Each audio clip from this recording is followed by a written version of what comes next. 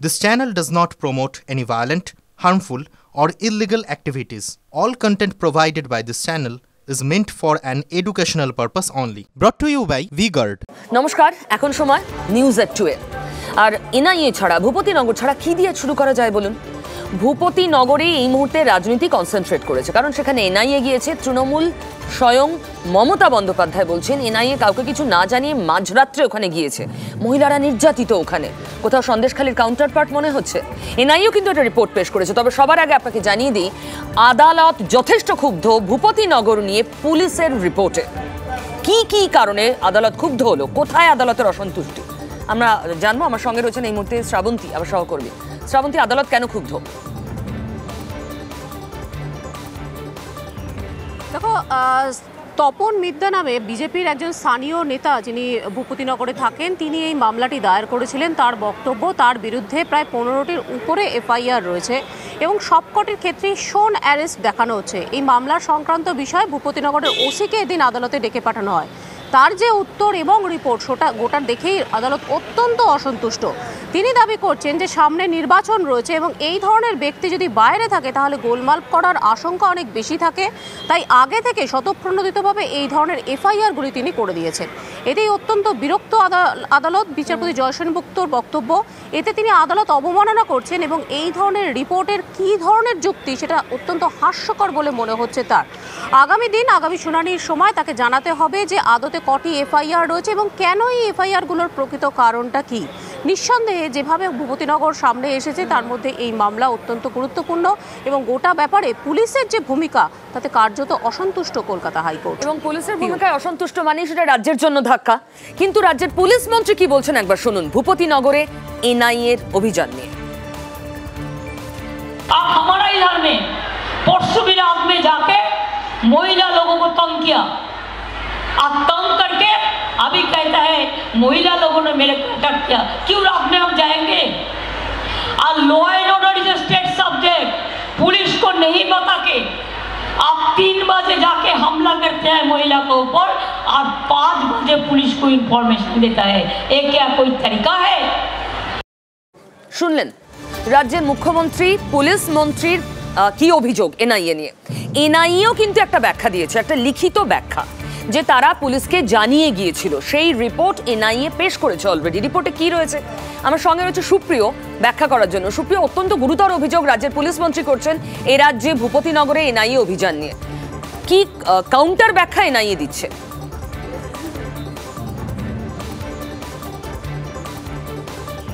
সুপ্রিয়র সঙ্গে আমরা যোগাযোগের চেষ্টা করছি, আপনাদের গ্রাফিক্যালি দেখানোর চেষ্টা করব এনআইএ যে রিপোর্টটা দিয়েছে তার মূল বক্তব্য, মূল নির্যাসটা কি। এনআইএ বলছে যে অভিযোগ ইডির বিরুদ্ধে উঠেছিল যখন 5 জানুয়ারি শেখ শাহজাহান, সন্দেশখালী শেখ শাহজাহানের বাড়িতে ইডি অভিযানে গিয়েছিল, যে পুলিশ কিছু জানতো না, পুলিশ তাই দাবি করেছিল। কিন্তু তখনও ইডি বলেছিল আমরা পুলিশকে জানিয়ে গিয়েছিলাম। সেদিনই শঙ্কর আঢ্যর বাড়িতেও ইডিকে আক্রান্ত হতে হয়েছিল। ঠিক একই অভিযোগ তৃণমূল এক্ষেত্রেও করছে। এজেন্সি যাচ্ছে কিন্তু লোকাল পুলিশকে ইন্টিমেট না করে। এনআইএ বিবৃতিতে তাই জানাচ্ছে তারা নির্দিষ্টভাবে পুলিশকে জানিয়ে, দিন সময় জানিয়ে তবেই ভূপতিনগরে গিয়েছিল। সুপ্রিয়র সঙ্গে যোগাযোগের চেষ্টা করব। সুপ্রিয়, শুনতে পাচ্ছ?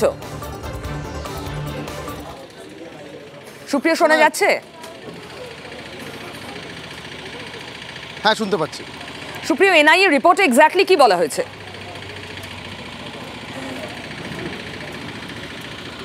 এনআইএর তরফ থেকে যেটা দাবি করা হচ্ছে, শনিবার ভোরে ভূপতিনগরের যে বিস্ফোরণ মামলার তদন্তে এনআইএর গোয়েন্দারা গিয়েছিলেন বা তারা যে তল্লাশি অভিযান চালিয়েছিলেন, সেই তল্লাশির বিষয়ে আগে থেকেই ভূপতিনগর থানাকে জানানো হয়েছিল। এবং সেক্ষেত্রে যেটা এনআইএর তরফ থেকে আরও জানানো হচ্ছে যে ভোর 4:30-র আগেই এনআইএর একজন আধিকারিক তিনি পৌঁছে গিয়েছিলেন ভূপতিনগর থানাতে এবং সেখানে গিয়ে কর্তব্যরত ডিউটি অফিসারের কাছে অ্যাসিস্ট্যান্স চাওয়া হয়েছিল, অর্থাৎ পুলিশ ফোর্স চাওয়া হয়েছিল। এবং তার পরবর্তীতেই কিন্তু যে 5টা লোকেশনে তল্লাশির জন্য তদন্তকারীরা গিয়েছিলেন সেই 5টি লোকেশনে তল্লাশি অভিযান শুরু হয়। এবং এক্ষেত্রে এনআইএ সূত্র মারফত আরও আমরা যেটা জানতে পারছি বা এনআইএর তরফ থেকে যেটা দাবি করা হচ্ছে, ওই দিন তল্লাশি অভিযানের জন্য 30 জন সিআরপিএফ ফোর্স নিয়ে যাওয়া হয়েছিল এবং ব্যাকআপ টিম প্রস্তুত রাখা হয়েছিল। এমনকি সিআরপিএফেরও একটা টিম কিন্তু ব্যাকআপ হিসাবে ছিল। এবং ভোর 6:15 নাগাদ যখন গণ্ডগোল অশান্তি বা বিক্ষোভের পরিস্থিতি তৈরি হয়, সেই সময় প্রস্তুত রাখা ব্যাকআপ টিম তাদেরকে ডেকে নেওয়া হয়েছিল এবং তার পরবর্তীতে অর্থাৎ যেটা যখন তারা থানায় বেরিয়ে আসছিলেন, মনোব্রত জানা যাকে গ্রেপ্তার করা হয়েছিল এই গোটা ঘটনার সঙ্গে যুক্ত থাকার অভিযোগে, তাকে নিয়ে যখন থানার দিকে বেরিয়ে আসছিলেন এনআইএ তদন্তকারীরা, সেই সময় কিন্তু মূলত তাদের গাড়ি ঘিরে রেখে বিক্ষোভ দেখান গ্রামের বাসিন্দারা। এবং এই গোটা বিষয়টা ক্রোনোলজিটা ওই ব্যাখ্যায় ওই বিবৃতিতে জানিয়েছে ঠিক কখন কখন কি ভাবে তারা এগিয়েছে এবং পুলিশকে ইন্টিমেট করেছে।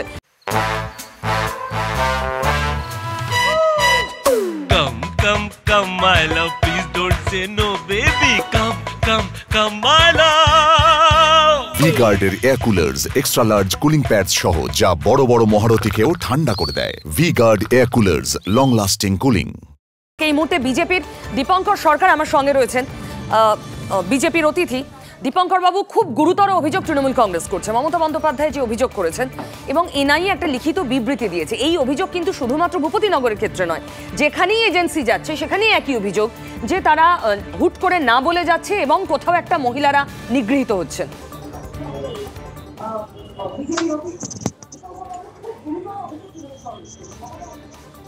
দেখুন, শুভ দ্বীপ্রহর আপনাদের সকলকে। মমতা ব্যানার্জি যে অভিযোগটা করছেন, মমতা ব্যানার্জি এই অভিযোগ তো আজকে নতুন নয়, কারণ মমতা ব্যানার্জি কেন্দ্রীয় সংস্থা, সাংবিধানিক যে সমস্ত সংস্থা আছে, সেটা নির্বাচন কমিশন বলুন, সুপ্রিম কোর্ট বলুন, সিবি বলুন, সিবিআই বলুন, ইডি বলুন, যে কোনো যে সাংবিধানিক সংস্থাগুলো আছে যারা স্বতন্ত্রভাবে ভারতবর্ষের সাংবিধানিক ব্যবস্থার মাধ্যমে থেকে কাজ করেন, মমতা ব্যানার্জি সমস্ত সাংবিধানিক সংস্থাকে বেনজিরভাবে আক্রমণ করেন। ভারতবর্ষের কোনো রাজ্যের কোনো মুখ্যমন্ত্রী, কোনো সাংবিধানিক প্রধান এরকমভাবে আক্রমণ করেন না। দ্বিতীয় কারণ হচ্ছে মমতা ব্যানার্জি কেন এই আক্রমণগুলো করেন। আসলে মমতা ব্যানার্জি আক্রমণগুলো করেন, আপনারা জানেন, মমতা ব্যানার্জির রাজনৈতিক আন্দোলনের মূল উদ্দেশ্য হচ্ছে তুষ্টিকরণের রাজনীতি। বিশেষ একটা সম্প্রদায়কে তুষ্টিকরণ করতে হবে এবং সেই তুষ্টিকরণের রাজনীতির জন্য তিনি এই কাজগুলো করে থাকেন এবং সেই সম্প্রদায়কে তিনি দেখাতে চেষ্টা করেন আমি তোমাদের মাফিয়া। সন্দেশখালী থেকে ভূপতিনগর একই ধরনের অভিযোগ, সম্পূর্ণ ভিত্তিহীন, চতুর্দিকে ভিত্তিহীন অভিযোগ। এই অভিযোগগুলো মমতা ব্যানার্জি করেন। আমি আসছি যে এই তাদের মাসিয়া হিসেবে কাজ করেন। সন্দেশখালী যখন ঘটনা ঘটেছিল তখনই যে অভিযোগ করেছিলেন পুলিশ না জানিয়ে গেছে, কিন্তু আমরা পরবর্তীকালে দেখেছি যে পুলিশ রীতিমতো থানাকে জানিয়ে গেছে। ভূপতিনগরে যে ঘটনাটা 5 তারিখে ঘটেছে, লোকাল থানাকে ইনফর্ম করা হয়েছিল এবং লোকাল থানাকে বলা হয়েছিল। দেখলাম দীপঙ্কর বাবু, প্লিজ সঙ্গে থাকুন। কিন্তু আজকের ভূপতিনগরের কি অবস্থা? ঘটনার পর এখন অবধি কাউকে অ্যারেস্ট করা হয়েছে? কনিষ্ক রয়েছে ভূপতিনগর থেকে লাইভ আপডেট দেওয়ার জন্য। কনিষ্ক, দেখো পিউ, এখনো পর্যন্ত এই ঘটনায় অর্থাৎ ভূপতিনগরে এই নাড়ুয়া ভিলাতে যখন মনোব্রত জানা এবং বলাই মাইতির বাড়িতে এনআইএ অর্থাৎ কেন্দ্রীয় এজেন্সিরা এসেছিল, তখন তাদের উপরে হামলা চালানো হয়েছে, এমনটা এনআইএ যেমনটা অভিযোগ করেছিল। সেই ঘটনায় এখনো পর্যন্ত কাউকে গ্রেপ্তার করা হয়নি, কিন্তু পুলিশি সক্রিয়তা দেখা গেছে। কারণ মনোব্রত জানা স্ত্রী মণি জানা তিনি কিন্তু অভিযোগ করেছিলেন এনআইএ আধিকারিকদের বিরুদ্ধে। আমি একটু ছবিটা দেখানোর চেষ্টা করব যে এই বাড়িটা হচ্ছে মনোব্রত জানার বাড়ি। ফলে মনোব্রত জানার বাড়িতে ভোর 4টের সময় এনআইএ আধিকারিকরা এবং কেন্দ্রীয় জওয়ানরা এসেছিল এবং এসে যখন সবাই বাড়িতে ঘুমোচ্ছিলেন তখন কার্যত বাড়িতে ঢুকে লণ্ডভণ্ড করে দেন। বাড়িতে এই যে জিনিসপত্রগুলো দেখো, প্রায় 48 ঘন্টা হয়ে গেল, এখনও কিন্তু একই পরিস্থিতিতে বাড়িতে উনুন জ্বলেনি, এমনটা কিন্তু ক্ষোভের সঞ্চার হয়েছে। পুরো গ্রাম কার্যত থমথমে পরিস্থিতি। এবং এখানে মনোব্রত জানা স্ত্রী তিনিও রয়েছেন, তারও ক্ষোভ রয়েছে যে বিভিন্নভাবে কেন্দ্রীয় এজেন্সি তাদেরকে হেনস্থা করেছে, তাদের উপরে জামাকাপড়, তাদের শাড়ি ছেড়ে দেওয়া হয়েছে, এরকম বিভিন্ন অভিযোগ করা হয়েছে। সেই মর্মে কিন্তু ভূপতিনগর থানায় মণি জানা তিনি একটি লিখিত অভিযোগ দায়ের করেছেন। সেই অভিযোগের ভিত্তিতে তিনি এখন বিচার চাইছেন। আমি একটু কথা বলে নেওয়ার চেষ্টা করব। মনোব্রত জানা স্ত্রী মণি জানা তিনি রয়েছেন। দিদি, কি অভিযোগ? আপনার যে অভিযোগটা জানিয়েছেন এখনো পর্যন্ত কোনো সুরাহা পেয়েছেন? না, পাইনি। পুলিশ এসেছিল সকাল থেকে, তো পুলিশই এখানে তদন্তকারী চলছে। হ্যাঁ, এসেছিল জানার চেষ্টা হয়েছে কি হয়েছে। ওই যে এসেছিল কেন্দ্রীয় বাহিনী, কি করেছে না করেছে। ঘটনাটা কি হয়েছিল, কখন এসেছিল? রাত্রের বেলা 3টে নাগাদ এসেছিল। এসে ডাকছে আমার স্বামীকে, জেনাবাবু বলে বলছে। তারপরে আমি উঠেছি, কি বলছো না, কবাট খুলো না। আমি কবাট তো খুলবো না, কেন খুলবো? আমি দেখলাম মানে আমার স্বামী এসে শুয়ে আছে, আমি আছি বাড়ির ভিতরে। জোর করে কবাটটাকে ধাক্কা দিয়ে খুলে ঠেলে আমাকে ফেলে দেয়। ফেলে দেওয়ার পর আমাকে মারধর করে। আমার স্বামী শুয়েছিল, তাকে টানিয়ে হেঁচড়ে 2টা থাপ্পড় মারে গালে। তারপর ছেলেরা চেঁচামেচি করে যখন তাদেরও মারে, ঠেলাঠালি করে। তারপর আমাদের শরীর উপরে প্রচুর অত্যাচার করে, শারীরিক দিক দিয়ে সব দিক দিয়ে। এখানে ঘা করেছে। কেন্দ্রীয় জওয়ানরা বা এনআইএ আধিকারিকরা বলছেন তাদের গাড়িতে ঢিল মেরেছেন আপনারা, তাদেরকে মারধর করেছেন। এটা তারা যে বলছে মিথ্যা অভিযোগ দিচ্ছে এই জন্য যে আমার ছেলে 16 বছরের ছেলে, ওকে উঠে নিয়ে তার বাবার সাথে নিয়ে চলে গেছিলো গাড়ি। এই জন্য মহিলারা বিক্ষোভ দেখেছিল। এরা বিক্ষোভ বলছে কোনো গাড়িরও কোনো ইট পাথর মারাও হয়নি, তাদেরও কোনো করা হয়নি। কনিষ্ক তোমাকে অনেক ধন্যবাদ। কনিষ্ক অনেক ধন্যবাদ। অভিযোগ পাল্টা অভিযোগ তো আছে। এনআইএ গিয়েছিল, আজ পুলিশ গিয়েছে। দেখলেন আজকের অবস্থা। ইতিমধ্যেই 3 তৃণমূল নেতাকে এনআইএ তলব করেছে ভূপতিনগর কাণ্ডে। একটু আগে শুভেন্দু অধিকারী তিনি কমিশনে নালিশ জানিয়ে এসেছেন রাজ্যের বিরুদ্ধে, পুলিশের বিরুদ্ধে ভূপতিনগর নিয়ে। তৃণমূলের ঝান্ডা নিয়ে এনআইএর উপর যারা হামলা করেছে, গাড়ি ভেঙেছে, তাদেরকে ধরার প্রশ্নই নেই মমতা পুলিশের। কারণ তারা তৃণমূল করে, গুন্ডা হতে পারে, ধর্ষণকারী হতে পারে, লুটেরা হতে পারে, খুনি হতে পারে। যেহেতু টিএমসি করে, হাতের টিএমসির ঝান্ডা 7 খুন মাপ। বিজেপি একা নালিশ জানিয়েছে কমিশনে এমন নয়, তৃণমূল কংগ্রেস অলরেডি জাতীয় নির্বাচন কমিশনে নালিশ জানাতে চলে গিয়েছে দিল্লিতে। এবং জাতীয় নির্বাচন কমিশনে তৃণমূল কংগ্রেসের খুব নির্দিষ্ট অভিযোগ, বিজেপি চালিত সরকারের বিরুদ্ধে তারা এজেন্সি ব্যবহার করছে। মডেল কোড অফ কন্ডাক্ট যখন চলছে, এটা একেবারেই ভায়োলেশন অফ এমসিসি। আমরা আরো কথা বলবো এই নিয়ে। জ্যোতির্ময় কর্মকার নয়াদিল্লি থেকে আমার সঙ্গে রয়েছে। জ্যোতির্ময়, আপডেট কি? দেখো, শুধুমাত্র এনআইএর ঘটনা নয়, গত সপ্তাহে নির্বাচন কমিশনের দ্বারস্থ হয়েছিল তৃণমূল কংগ্রেসের সাংসদদের প্রতিনিধি দল। সেই প্রতিনিধি দলই তার আগের সপ্তাহেও তারা জাতীয় নির্বাচন কমিশনের দ্বারস্থ হয়েছিল।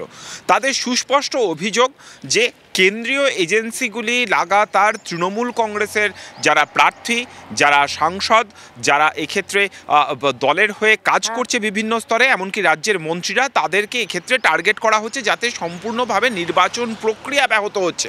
তৃণমূল কংগ্রেসের দাবি ছিল, গত যে তারা দরবার করেছে সেই সময় তাদের দাবি ছিল যে যেমনভাবে রাজ্য পুলিশকে, রাজ্য প্রশাসনকে নির্বাচনের সময় জাতীয় নির্বাচন কমিশন সম্পূর্ণভাবে নিয়ন্ত্রণে রাখে, ঠিক একইভাবে কেন্দ্রীয় তদন্তকারী এজেন্সিগুলিও নির্বাচন কমিশনের নিয়ন্ত্রণ বা নজরদারির আওতায় আসা উচিত। এনআইএর যে ঘটনা ঘটেছে ভূপতিনগরে, সেই ঘটনার উল্লেখ করা হবে। এর পাশাপাশি এর আগে যে পিটিশন ফাইল করা হয়েছে বা এর আগে যে অভিযোগ ফাইল করা হয়েছে, তার ভিত্তিতে নির্বাচন কমিশন কোনো পদক্ষেপ এখনো পর্যন্ত করেছে কিনা বা কোনো ভাবনা চিন্তা তারা করছে কিনা, সেই বিষয়টিই কিন্তু আজকে 10 জনের প্রতিনিধি দল তারা জানতে চাইবে। আজকের এই দেখা করা গুরুত্বপূর্ণ এই কারণের জন্য, কারণ নির্বাচন কমিশনের ফুল বেঞ্চ আজকে এই 10 সদস্যের প্রতিনিধি দলের সঙ্গে দেখা করবে বলে আমরা সূত্র মারফত জানতে পারছি। ফলত যেহেতু ফুল বেঞ্চ থাকবে, তারা কি অবজারভেশন দেন, কি কমেন্ট করেন, প্রত্যেকটা বিষয়ই আজকে গুরুত্বপূর্ণ হতে পারে। জ্যোতির্ময়, তোমাকে অনেক ধন্যবাদ। আমরা অভিযোগ করছি, আমাদের কাছে প্রুফ আছে যে বিজেপির নেতৃত্বের পক্ষ থেকে, বিজেপির পক্ষ থেকে প্রতিনিধি সরাসরি এনআইএর প্রশাসনিক পদে আছেন, গুরুত্বপূর্ণ পদে আছেন, তাদের সাথে যোগাযোগ করে আমরা জানি না কি লেনদেন হয়েছে, কি সেখানে হয়েছে হবনবিং, কি আছে তার পিছনে, সেটা আমরা জানি না। কিন্তু কিছু তো আছে যে তারা অ্যাপয়েন্টমেন্ট করেছেন, কথা বলেছেন, এবং তারপরে 22 সালের কেসে দুজনকে, কিছুর মধ্যে কিছু না, ভোট হচ্ছে। এটা হচ্ছে ভোটে যাতে শান্তভাবে তৃণমূল কংগ্রেস এবং অন্যান্য রাজ্যের বিরোধীরা, বিজেপি বিরোধীরা পার্টিসিপেট না করতে পারে। ঠিক এখানেই তো প্রশ্ন। দেখুন, যে তদন্ত হচ্ছে, যদি কোথাও কোনো সমস্যা, কোনো গলদ ধরা পড়ে, তার তদন্ত হবে, এটাই স্বাভাবিক। কিন্তু ভোট আসছে তাই এজেন্সির ব্যবহার বেশি করে হচ্ছে, এজেন্সি দিয়ে ভয় দেখানো হচ্ছে। বিরোধীরা এই অভিযোগ কেন করছে, তৃণমূল কংগ্রেস কেন করছে? আমার সঙ্গে তন্ময় রয়েছে। তন্ময়, এটা একটা অদ্ভুত রাজনীতির ধারা তৈরি হয়েছে। ভোট এসেছে, এজেন্সিকে কাজে লাগাও, সব বিরোধী কার্যত একই কথা বলছে। দেখো, এখানে যারা শাসক দলে রয়েছেন তারা কেন্দ্রের এই এজেন্সিগুলোর বিরুদ্ধে কথা বলছেন, কারণ কেন্দ্রীয় এজেন্সিগুলো যে কাজ করছে সেগুলো মূলত শাসক দলের বিরুদ্ধে যাচ্ছে, তৃণমূলের বিরুদ্ধে যাচ্ছে। সেটা তুমি ভূপতিনগর বলো, কিংবা সেটা তুমি অন্যান্য যে কোনো ক্ষেত্রেই, যে কোনো তন্ত্রের ক্ষেত্রেই বলো, শিক্ষা নিয়োগ সংক্রান্ত দুর্নীতি বা অন্য কিছু। উল্টো দিকে কিন্তু এই রাজ্যে যারা বিরোধী রয়েছে, সে বিজেপি হোক, সে বামেরা হোক, কংগ্রেস হোক, তারা কিন্তু এই রাজ্যের পুলিশ এবং এই রাজ্যের যে তদন্তকারী সংস্থা সিআইডি, তাদেরকে বিরোধীদের বিরুদ্ধে অভিযোগ করাচ্ছে, এই অভিযোগ তারা তুলছেন। ফলে রাজনীতি যখন এরকম একটি এজেন্সিগুলোকে, তদন্ত বিষয়গুলোকে ঘিরে তৈরি হচ্ছে, সামনে ভোট, তখন তুমি ভালো করে খেয়াল করলে দেখবে প্রধানমন্ত্রীর বক্তব্য নর্থ বেঙ্গলে উত্তরবঙ্গের পরপর জনসভাতে, কিংবা মুখ্যমন্ত্রী যে বক্তব্য পরপর জনসভাতে, সেখানে একে অপরকে দুষছেন আইন শৃঙ্খলা নিয়ে, দুই একে অপরকে দুষছেন যে তোমার পুলিশ, তোমার এজেন্সি কি করছে। সেখানে মমতা দুষছেন কেন্দ্রীয় এজেন্সিকে, আর কেন্দ্র থেকে এসে যখন মোদী বলছেন বা শুভেন্দুরা বলছেন তারা রাজ্যের এজেন্সিকে দুষছেন। সব মিলে কিন্তু কোথাও তদন্ত প্রক্রিয়াতে গিয়ে ধাক্কা লাগতেই বাধ্য। আর তদন্ত প্রক্রিয়াতে গিয়ে তাহলে রাজনীতির হাত ঢুকে গেছে, নাহলে এত অভিযোগ কেন একে অপরের বিরুদ্ধে অভিযোগ করছে। তুমি দেখেছো যে ওই আমরাই প্রথম খবর ব্রেক করেছিলাম যে একজন স্কুল সার্ভিস কমিশনের চেয়ারম্যান তার স্ত্রীকে 2019 সালে বেআইনিভাবে চাকরি পাইয়ে দিয়েছিলেন, বারে বারে অভিযোগ হয়েছে। সেটা যখন কলকাতা হাইকোর্ট এসে পড়লো, হাইকোর্ট যখন জিজ্ঞাসা করলো যে আমি কেন্দ্রীয় এজেন্সিকে দেবো নাকি রাজ্য এজেন্সিকে দেবো, তখন বলেছিল সিআইডি বলেছিল আমরাই করতে পারবো। সিআইডি সেই তদন্ত করেছিল, তারপর গ্রেপ্তার হয়েছে। ফলে কোথাও একটা অভিযোগ হচ্ছে যে রাজ্যের শাসক দলের কোনো নেতা বা কোনো সংগঠনের বিরুদ্ধে কোনো অভিযোগ থাকলে পুলিশ নিষ্ক্রিয় থাকে। ব্যক্তিগত সম্পত্তির মতো যখন যেরকম ভাবে ব্যবহার, অন্তত অভিযোগ যেভাবে হচ্ছে তাতে তুমি দেখো যে কেন্দ্রীয় এজেন্সিকে নিরাপত্তা দেওয়া হচ্ছে না। কেন্দ্রীয় এজেন্সি নিজে অভিযোগ করছে যে আমরা ভূপতিনগরে ঢোকার আগে, যেটা একটু আগে তুমি কথা বলছিলে কনিষ্ক এবং সুপ্রিয়র সাথে, যে আমরা পুলিশকে ইনফর্ম করেছি, তারা টাইম ধরে দিচ্ছে কটার সময় থানায় গেছেন, কখন হামলা হয়েছে, কখন তারা থানায় ফোন করেছেন। সব মিলিয়ে কোথাও কিন্তু এই রেশারেশিটা রাজনীতির হাত ধরে হচ্ছে, কেন্দ্রের এজেন্সির বিরুদ্ধে, রাজ্যের এজেন্সির বিরুদ্ধে, এবং এটাকে রাজনৈতিকভাবে ব্যবহারের প্রবণতাও কিন্তু বেড়ে গিয়েছে। আমরা স্থানীয় নেতাদের তো, বাংলা নেতাদের তো দেখছি, প্রধানমন্ত্রীও বলেছেন 4 জুনের পরে ধরে ধরে ধরে ধরে শাস্তি দেওয়া হবে, আর ঠিক সেটাকেই হাতিয়ার করে মুখ্যমন্ত্রী কি বললেন, শুনুন দুজনের বক্তব্য। कि उसके तोलाबाजों को, भ्रष्टाचारी नेताओं को आतंक का खुला लाइसेंस मिले, इसलिए जब केंद्र की जांच एजेंसियां आती है तो टीएमसी उन पर हमले करती है, औरों से करवाती है। टीएमसी कानून और संविधान को कुचलने वाली पार्टी है।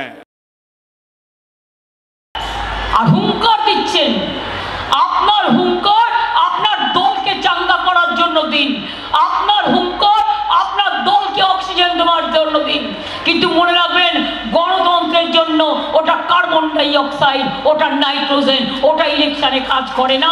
ইলেকশনে পরে এখানে তো আমাদের সরকার থাকবে, আর আপনি সবাইকে জেলে পাঠাবেন কোথা থেকে? আপনি যে বলছেন সবাইকে জেলে পাঠাবো জুন মাসের পর, তা আমিও তো বলতে পারি সরকার তো আমাদের এখানেই থাকবে, তাহলে আপনাদের সবাইকেও আমরা জেলে পাঠাবো। কিন্তু আমি কি কথা কখনো বলেছি?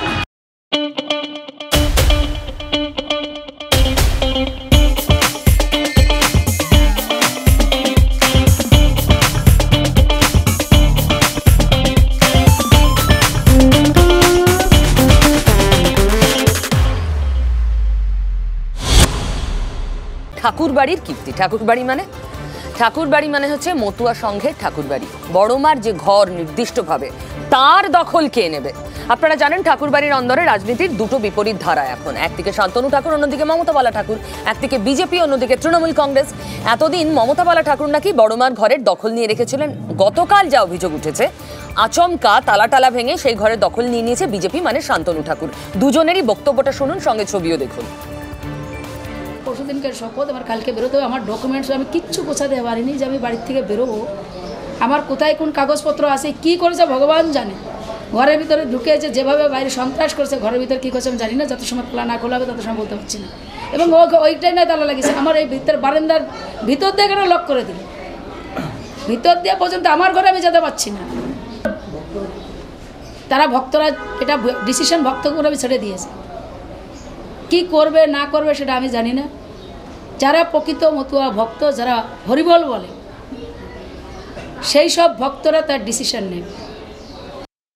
পৃথিবীর কোনো আইন নেই যে আমার এই ঘরে থাকার যে আইন বা অধিকার আছে, সেটা পৃথিবীর কোনো আইন নেই সে ডিনাই করতে পারে।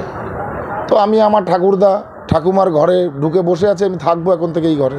না, বলছেন যে তালা না ভেঙে তো অন্যভাবেই তো ঢোকা যেতে পারতো, যে ঠাকুরদার ঘর ঠিক আছে যেতে পারতো, কিন্তু তালা না। 10 বার বলা হয়েছে তালা খোলার জন্য, 10 বার বলা হয়েছে তালা খোলার জন্য, 10 থেকে 15 বার। এখন কেউ যদি এই ঘরে হুলিগান নিয়ে পুষে রাখে, তো আমাকে তো আমার ঠাকুরদাদের ঘর দেখতে হবে চেক করে, বাবা কোন কোন হুলিগানরা এই ঘরে থাকছে। বুঝতে পারছেন শরিকি দ্বন্দ্ব কোথায় গিয়ে পৌঁছেছে, যা সরাসরি এসে পড়েছে রাজনীতির ময়দানে। দীপঙ্কর বাবু যখন আছেন আমি একবার কথা বলি। দীপঙ্কর বাবু, এটা একটা ঘরের দখল নেওয়া তো নয়, আসলে বড় মা এবং ওই সংক্রান্ত যে আবেগ তার দখলদারি, ভোট এসেছে, আবেগের দখলদারিতে বিজেপি ভাঙচুরও শুরু করেছে। দেখুন এইভাবে আপনি কথাটা ঠাকুরবাড়ির যে বিষয়টা, ঠাকুরবাড়ির 1953 সালে ঠাকুরবাড়ির এই যে আমাদের যে মতুয়া মহাসংঘ, সেটা বাংলাদেশ থেকে যখন আসে 1953 সালে এই ঠাকুরনগরের এইখানে যে কর্তৃত্ব সেটা প্রতিষ্ঠিত হয়। ঠাকুরবাড়ির নিয়ম অনুযায়ী সমস্ত সময় যারা যারা হয়েছেন সমস্ত পুরুষ যারা পরিবারের প্রধান তারাই কর্তৃত্ব পেয়েছেন। এটা ঠিক যে মমতাবালা ঠাকুরের যিনি প্রতি ছিলেন তিনি সংঘাধিপতি ছিলেন, কিন্তু বড় মা অর্থাৎ তার মা বিনাপানি দেবী তিনি কিন্তু সংঘাধিপতি ছিলেন না, কারণ তিনি যেহেতু মহিলা ছিলেন তিনি ছিলেন প্রধান উপদেষ্টা। অর্থাৎ রীতি অনুযায়ী যিনি পরিবারের বড় সন্তান থাকবেন তিনি কিন্তু এই অধিকারটা পাবেন। স্বাভাবিকভাবে যে ওই যে ঘর, ওই ঘরটায় কিন্তু মমতাবালা থাকেন না। এখানে একটা জিনিস উনি আজকে পুলিশরা যে পশ্চিমবঙ্গে মমতা ব্যানার্জির পুলিশ মমতা বালা ঠাকুরের শুনে কথা বলে কাজ করছে। এবার মেলায় যেগুলো অন্যায় হয়েছে ভাবলে একটুখানি যদি আমি সময় পাই বলছি, মেলায় ওখানে 144 ধারা জারি করেছে পুলিশ। একটা মেলা যেটা দীর্ঘদিন ধরে হয়ে আসছে সেখানে 144 ধারা জারি করেছে। মেলার মাঠে যারা দোকান নিয়েছে, আমি বলছি নিতান্তই বাড়ির ভিতরের একটা গোলমাল, শরিকি ঝামেলা, সেটাকে এনে এবারে রাজনীতির ময়দানে ফেলে দিলেন। ঠিক, এটা রাজনীতির ময়দানে আনার কোনো দরকার নাই। এটা রাজনীতি বন্ধের আমরা আনতেও চাই না, আমরা কোনো সময় চাই না ঠাকুরবাড়িতে রাজনীতি আসুক।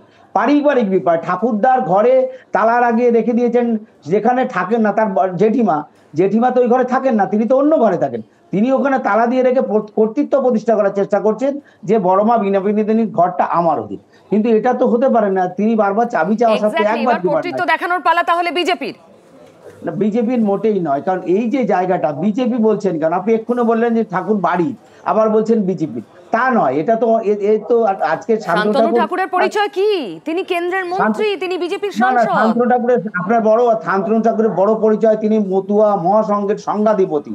আপনি ভুল করছেন। আজকে মন্ত্রী নাও থাকতে পারেন, কালকে বিজেপিতে আমি ধরে নিচ্ছি শুধু সেটাই পরিচয়, বাকি সব ভুলে গেলাম। তাহলেও মিডিয়ার সামনে, ক্যামেরার সামনে তালা ভেঙে, গেট ভেঙে সে বাড়ির দখল নেওয়া কি খুব গৌরবের? উনি তো সংঘাধিপতি। আমি একটা কথা বলি, মিডিয়ার সামনে যদি না করা হতো তাহলে বলা হতো আমার এই ঘরের মধ্যে এই সম্পদ ছিল, এত ভরি সোনা ছিল, এত ভরি টাকা ছিল, এত গয়না ছিল, এগুলো সব নিয়ে নিয়েছে। মানে মিডিয়াকে সাক্ষী রেখে অনেক ধন্যবাদ সময় নেই দীপঙ্কর বাবু আমাদের সঙ্গে কথা বলার জন্য। বুঝতেই পারছেন আবেগ নিয়ে কাড়াকাড়ি, আর ভোট যখন আসছে, ভোটের বাংলা এসব আরো অনেক দেখতে হবে আমাদের। তৈরি থাকুন, এখন এ পর্যন্তই।